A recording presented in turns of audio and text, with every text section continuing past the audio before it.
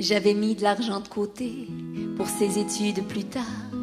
J'avais tout à lui souhaiter, je cultivais des tas d'espoir. Des enseignants réputés qui donnent la soif de savoir. Une grande université pour une maîtrise en histoire.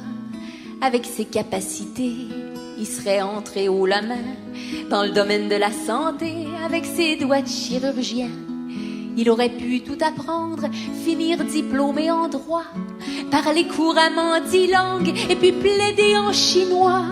Costume noir au sarrau blanc, il aurait eu de la classe, mon prodige, mon enfant.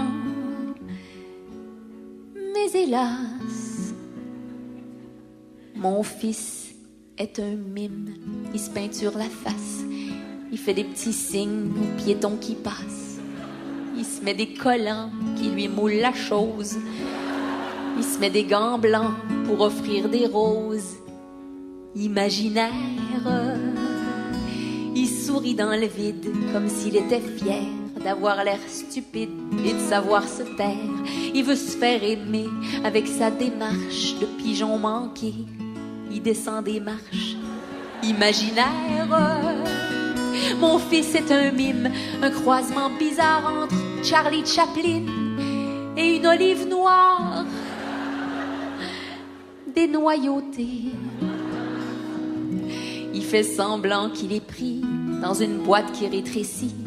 Ses doigts de chirurgien ratés ne lui servent qu'à tâter ces petits murs transparents qu'il pousse et pousse à plein gant dans son spectacle gratuit que personne n'applaudit en plein festival d'été.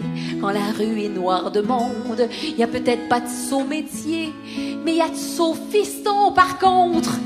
Costume noir au sarrau blanc, il aurait eu de la classe, mon prodige, mon enfant. Mais hélas, mon fils est un mime, expert en mimique. Mon fils est un digne emmerdeur public. Trop con pour être clown, fallait qu'il soit moins.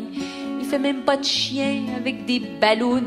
Il est juste heureux de servir à rien, d'être silencieux, d'être dans le chemin.